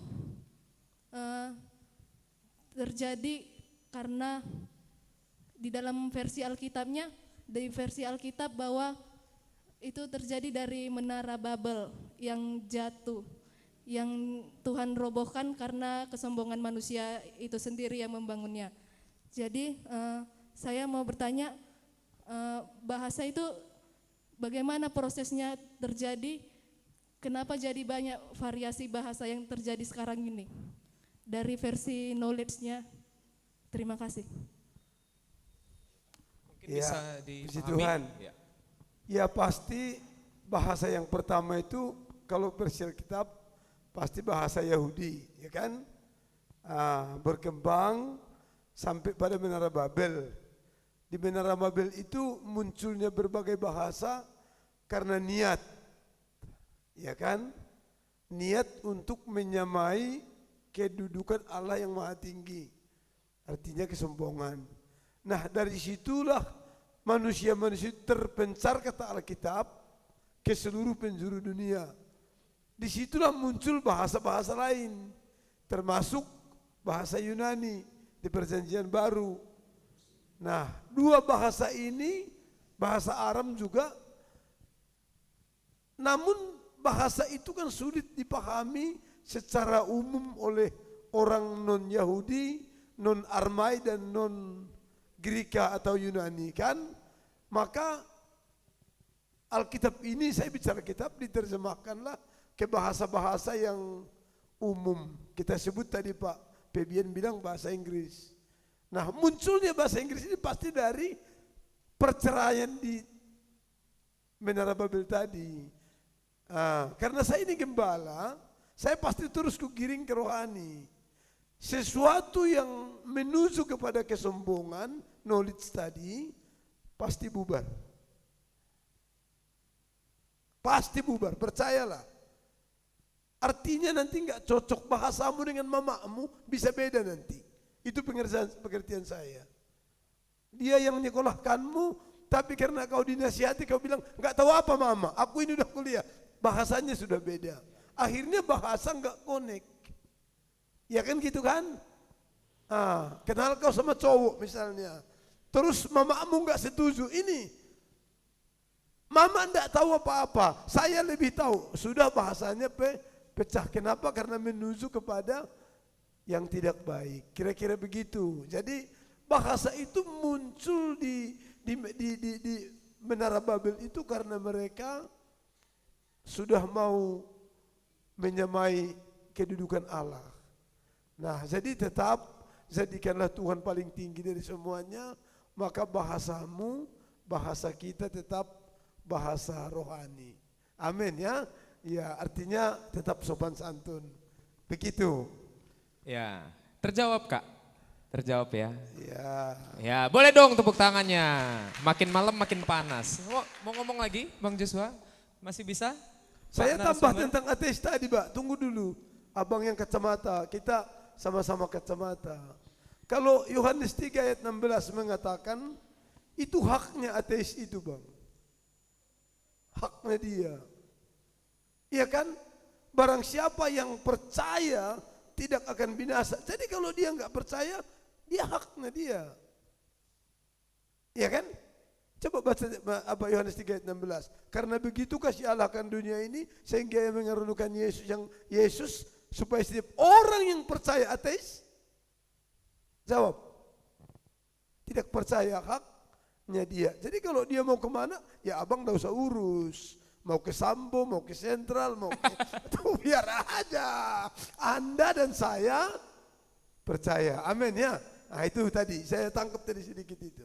Iya, ateis itu udah punya pilihan. Iya. Dia udah dipaparkan pilihannya. Ya boleh satu lagi? Boleh ya? Silakan. Iya. Double question ya. Oke, puji Tuhan. Dari GBT mana tadi Kak? Alfa Omega ya. Saya sangat tertarik pertanyaannya, siapa yang namanya tadi? 1000. Kak Monica ya. Jadi memang ini pengetahuan yang sangat luar biasa dan menambah wawasan terutama pengetahuan tentang Alkitab. Ya. Jadi mohon maaf Bang, aku agak banyak bertanya. Aku menyambung pertanyaannya Kak Monica. Kira-kira nih, tadi baru berpikir ya. Sebelum Menara Babel, itu generasi terakhir adalah Nuh. Sebelum Menara Babel. Supaya kan karena berhubung Bapak Gembala dan Abang itu kan belajar teologi ya, mungkin kecuali Bapak Gembala yang udah dijelaskan tadi, saya minta jawaban dari Abang atau mungkin apa yang Abang dapatkan supaya bisa berbagi ke kami. Kira-kira kalau bangsa Yahudi, suku-suku Yahudi termasuk ada 12 bangsa Israel, itu lahir setelah Menara Babel. Berarti boleh secara logika saya berpikir, maka bahasa yang muncul itu adalah bahasa-bahasa Israel itu yang muncul adalah setelah Menara Babel. Nah pertanyaannya, supaya bisa, kan ada orang katakan Alkitab itu yang benar ini versinya si Ibrani, ada yang bilang mengatakan versinya ini karena ada temuan-temuan Alkitab kuno. Kira-kira Bang, kalau untuk bisa memastikan di generasi Nuh itu mereka dari suku apa, apakah mungkin itu yang meneruskan Israel berikutnya, dan bahasanya itu loh, mungkin bahasanya itu Bang. Saya tertarik dari pertanyaannya tadi. Terima kasih Bang, semoga Bang mengerti pertanyaannya. Oke. Saya mengerti. Jadi begini, ketika Menara Babel itu dibuat, itu adalah logika manusia. Mereka ingin coba menyamai logikanya Tuhan. Kenapa? Karena mereka belajar dong. Ini Nuh, kejadian penghapusan kematian massal ini. Karena manusia sudah mulai banyak pada waktu itu. Lalu tersisa keluarga Nuh dan mulai mereka bertambah banyak. Mereka nggak mau kena bencana yang sama, maka mereka menggunakan pengetahuan mereka. Mereka nggak punya hikmat. Kalau itu hikmat, mereka nggak akan lakukan itu. Ya, jadi mereka lakukan itu dan akhirnya Tuhan putuskan untuk menyerakkan mereka. Nah, bahasa ini jangan dibedakan atau bahasa ini harus disatukan dengan budayanya.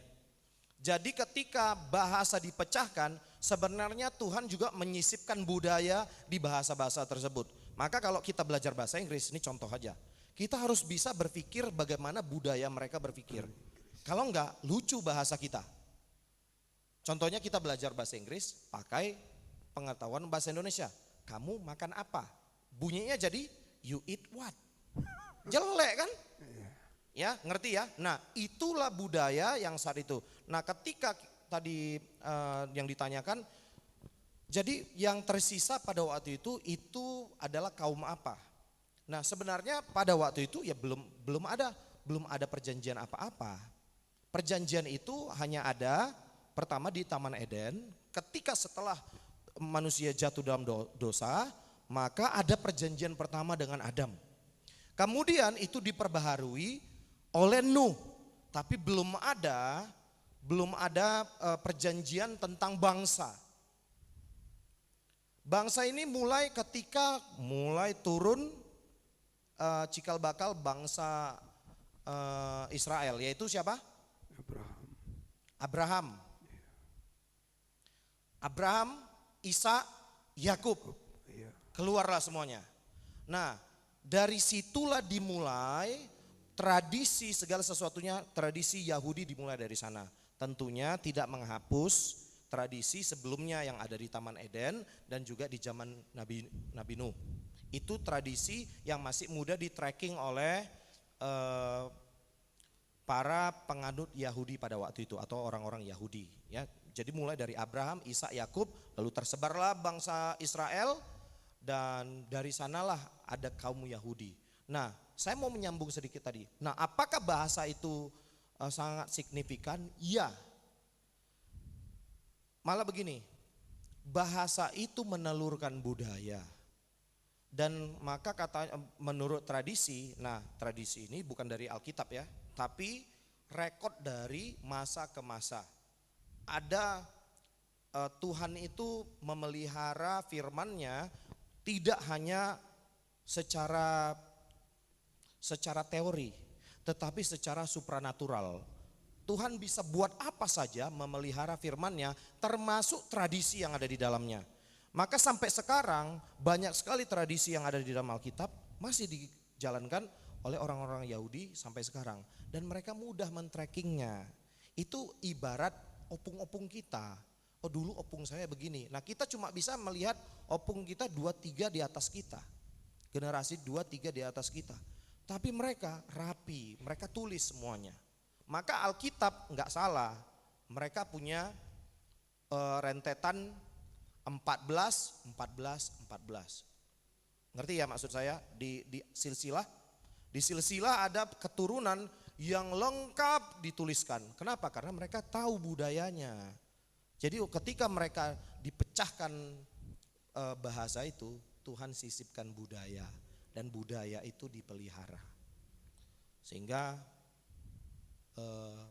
bangsa apa itu pada waktu itu belum berbentuk dalam bentuk bangsa.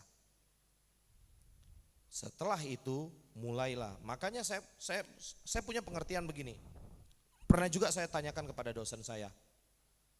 Jadi sebenarnya kita satu bangsa sebenarnya. Orang Yahudi dan bangsa-bangsa yang lain juga sebenarnya satu bangsa.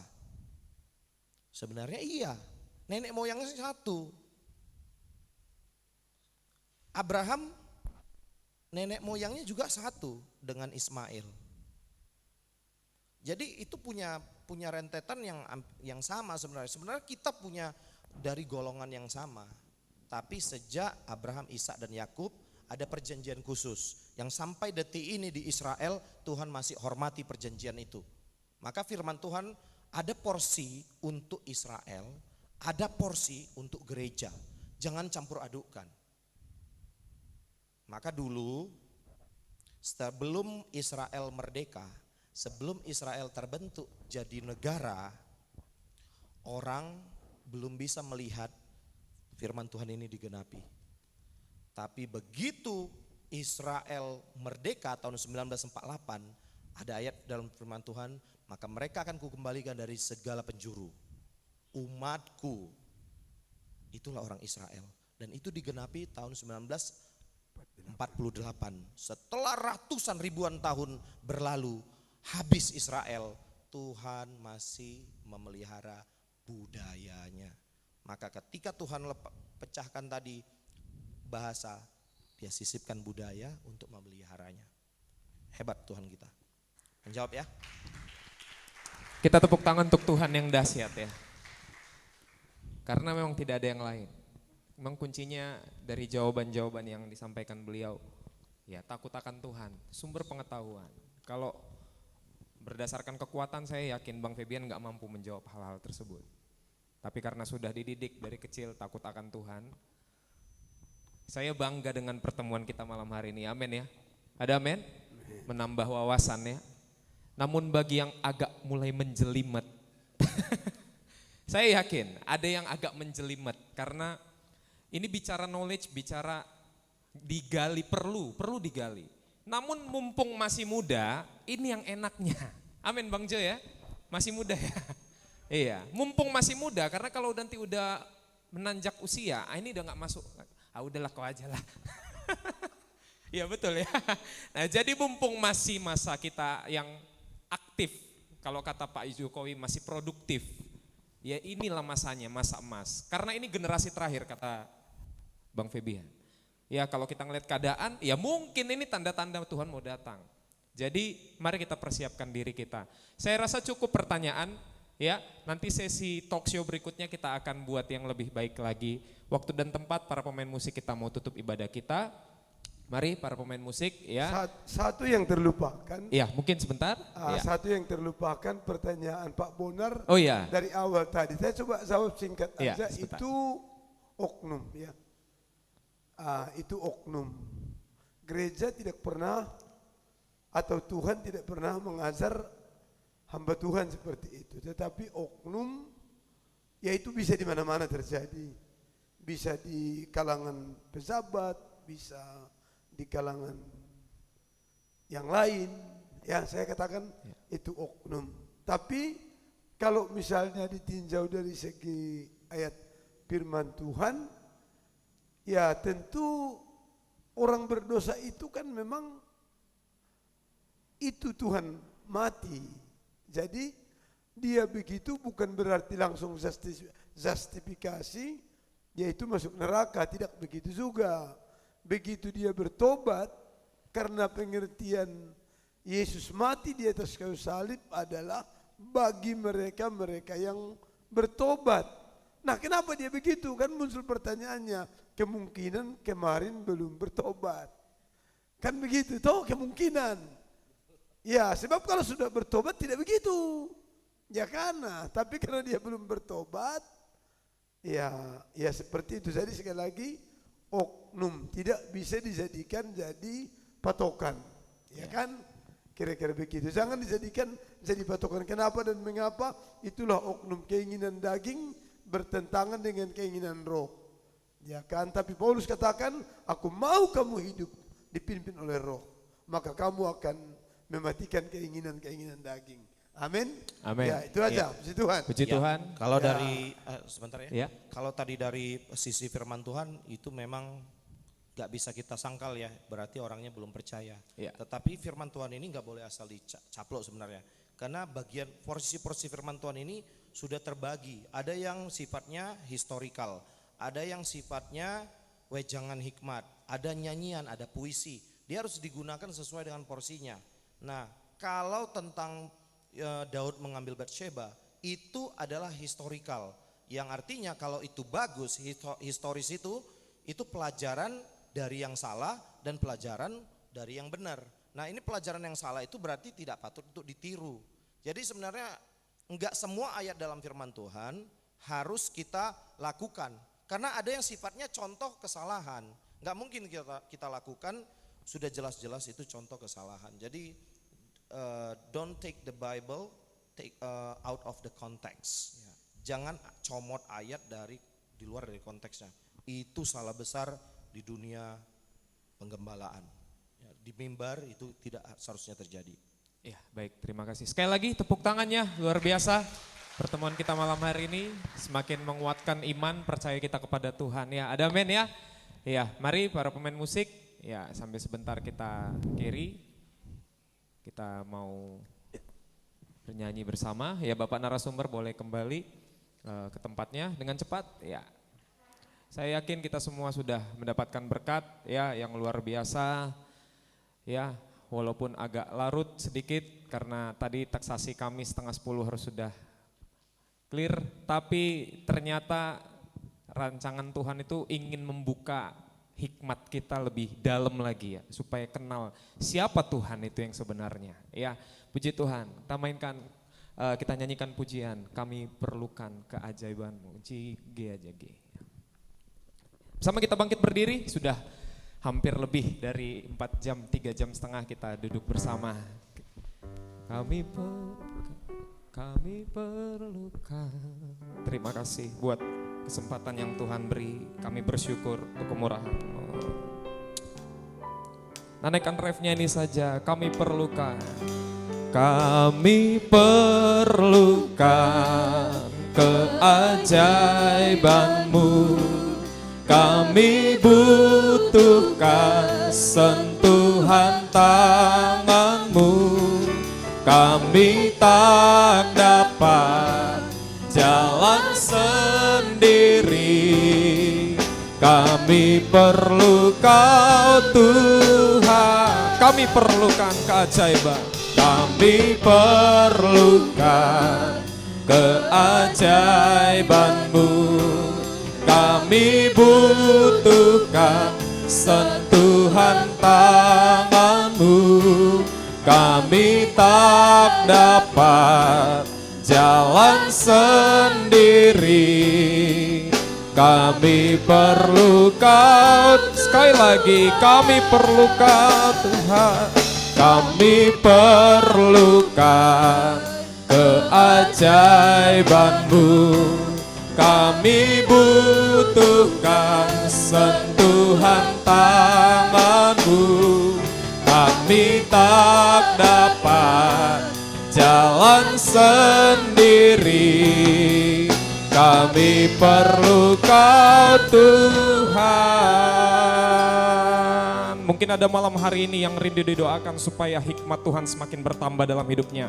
Waktu dan tempat kami persilahkan ke depan. Kita berdoa bersama-sama supaya roh yang daripada Tuhan itu boleh mengalir hingga elevate to elevate to elevate to elevate. Yang rindu mau didoakan bersama-sama dengan hamba-hamba Tuhan di tempat ini. Supaya kita bersama-sama mendapat porsi yang sama. Waktu dan tempat kami persilahkan. Kita naikkan pujian ini kembali dari atas. Kemanakah kami mencari kasih sejati? Haleluya Tuhan. Yang rindu berdoa bersama-sama dengan kita di tempat ini, mari ke depan. Kemanakah kami mencari kasih sejati? Amin. Kemanakah kami berseru saat badai datang menderu? Yang kami tahu hanya Kau yang mampu pulihkan segala sesuatu. Sekali lagi, kemanakah kami mencari? Kemanakah kami mencari hanya dengan takut akan Tuhan? Kasih sejati. Amin. Kemanakah kami berseru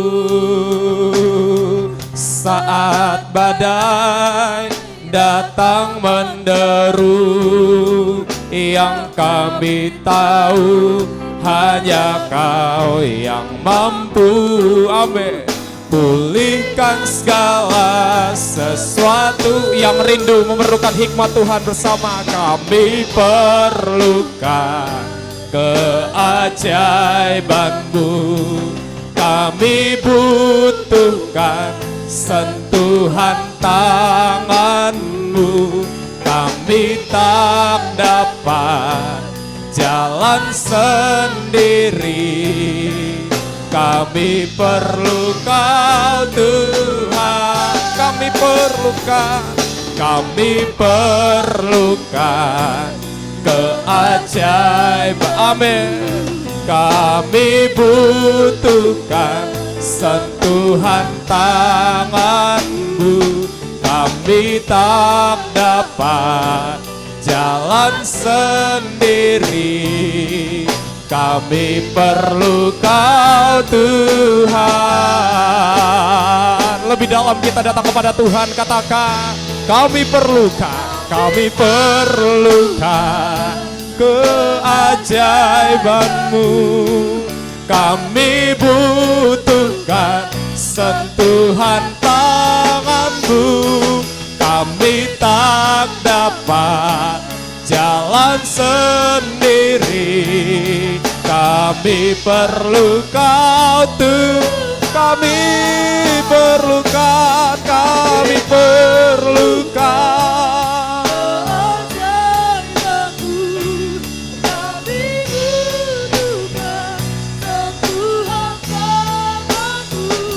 kami tak dapat jalan sendiri. Kami perlu Kau Tuhan. Setengah suara kepada Tuhan. kami tanpa musik. Keajaibanmu kami Mari yang mau berdoa bersama-sama dengan kami tempat ini, mari. Jangan malu-malu, ayo cepat. Kita mau berdoa bersama, waktu terbatas, cepat. Dapat jalan sendiri. Sekali lagi, ayo yang mau. Kami perlu Tuhan. Piano saja, katakan. Kami Ayo yang mau, jangan gengsi. Tuhan mau malam hari ini kau dapat hikmat yang baru. Malam hari ini Tuhan mau berikan hikmat yang baru, bukan hanya pengetahuan saja. Amin. Kami tak dapat jalan sendiri. Kami perlu Kau Tuhan. Kami tak dapat jalan sendiri. Saya masih buka kesempatan. Jalan sendiri. Kami perlu Kau Tuhan. Tujukan ke saya tak dapat. Saya tak dapat jalan sendiri. Saya perlu Kau Tuhan.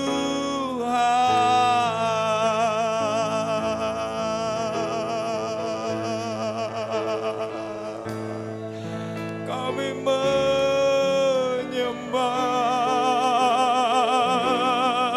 Masih saya buka, ayo cepat. Kita gak mau tutup, cepat. Masih ada waktu, kita mau berdoa bersama sebentar saja kepada Tuhan. Supaya Tuhan berikan hikmatnya malam hari ini. Oh, Rabayasa. Haleluya.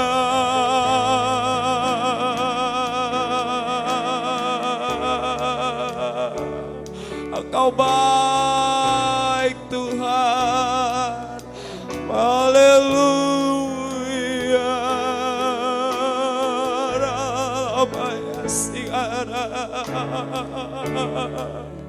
Mari narasumber boleh berdoa kepada mereka. Mari para Bapak, Pak Febian, Bapak Gembala boleh berdoa kepada mereka. Kita doakan kembali. Haleluya. Tetap dalam penyembahan kepada Tuhan. Rindu malam hari ini engkau mendapatkan kekuatan yang baru, mendapat pengetahuan yang baru, saudara. Amin. Bukan hanya pengetahuan tapi hikmat plus yang daripada Tuhan mengalir malam hari ini. Bang Joshua Jega boleh pimpin kita dalam doa, Bang. Haleluya.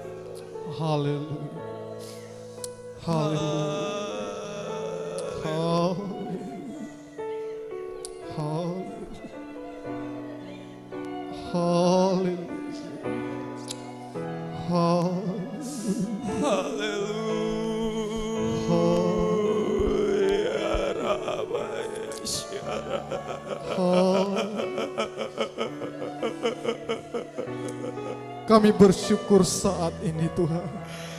Kami sangat bersyukur saat ini. Engkau indah. Engkau ada setiap waktu buat kami Tuhan. Engkau hadir saat ini Tuhan. Engkau hadir untuk mengajari kami Tuhan. Supaya gaya hidup kami seperti anak Tuhan. Bukan sama dengan dunia ini Tuhan. Engkau ajari kami lewat hari ini. Lewat acara saat ini. Kami sangat bersyukur Tuhan. Kami mendapat pengetahuan baru. Kami mendapat kekuatan yang baru daripada Tuhan. Ya Tuhan, terima Kami kasih. sangat butuh Tuhan, terutama anak-anak muda yang hadir saat ini. Kami membutuhkan Tuhan, supaya kami tidak berada di jalan yang salah. Ya, Tuhan. ya. Supaya kami tidak jatuh ke dalam pencobaan. Yes, Lord, yes, supaya kami semakin kuat menghadapi Amen, dunia amen. yang akan mencapai akhirnya. Amen, Bapa. Ajar kami Tuhan, supaya ilmu pengetahuan yang kami peroleh saat ini membawa kami kepada kesempurnaan menyongsong Engkau datang Amen, kedua amen, kali Tuhan. amen. Oleh karena itu Bapa, kami sangat bersyukur tuh Bapa hari ini. Kami merupakan orang yang paling beruntung yang hadir saat ini. Terima kasih. Betapa bersyukur kami Tuhan. Oleh karena itu ulurkanlah tangan-Mu Tuhan. Engkau berkati narasumber yang udah Terima berbagi kasih. berkat saat ini. Mulai dari Bang Febian dan juga Bapak Gembala di tempat ini. Tuhan berkati mereka. Terima Tuhan kasih. tolong nikah rumah tangga, pelayanan Tuhan tolong. Amin, amin. Tuhan semakin berikan kerendahan hati dalam pelayanannya. Dan juga kami yang udah hadir saat ini Tuhan. Bahkan kami dari beberapa gereja hadir saat ini. Terima kasih. Kami sangat bersyukur Tuhan. Kiranya apa yang kami dapat saat ini berguna untuk kami hari ini. Amin. Bahkan yang akan datang. Amin. Terima kasih Yesus yang baik. Hanya ucapan syukur. Hanya ucapan syukur yang bisa kami berikan kepada Tuhan. Terima kasih Yesus yang baik. Haleluya. Amin. Silakan duduk. Ya. Puji Tuhan, terima kasih waktu dan kesempatan.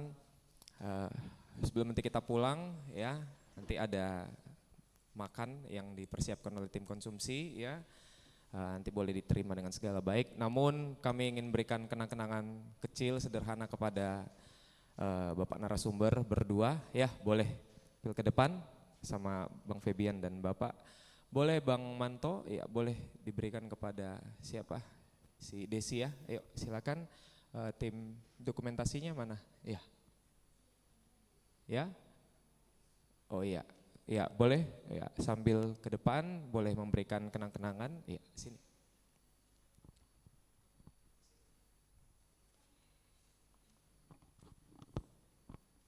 Ya, mana dokumentasinya? Iya, sebentar. Di mobil ya. Coba dipanggilkan sebentar, tunggu ya, kita tunggu sebentar. Tim dokumentasinya, ya. Ya, kami dari pemuda-pemudi remaja di tempat ini ucapkan terima kasih banyak Bang sama Kakak sudah hadir ya. Ini kami masih kecil, masih sederhana, namun kami rindu elevate to elevate ya. Jadi tidak hanya stop sampai di sini, kiranya api Tuhan terus membakar. Jadi bukan hanya sekedar di talk show ini, di mana-mana kalau orang udah jam segini udah pada malas ya. Tapi masih ada ternyata orang yang takut akan Tuhan. Boleh tepuk tangan dong ya. Luar biasa. Ini enggak sembarangan ya. Ya, mari. Sudah ada? Ya. Jadi kami berikan, tadi mana satu lagi Bang, iya, boleh bawa sini biar dikasih ke Desi. Ya, jadi ini ke Bapak Gembala dulu. Ya, boleh ke Bapak Gembala dulu. Ya, kenang-kenangan bingkisan kecil dari kami bisa diterima dengan segala baik. Ya. Ya, tepuk tangan. Ya.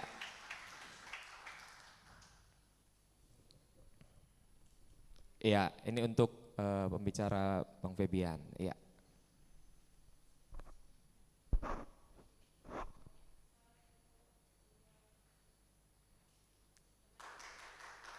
Ya, sekali lagi.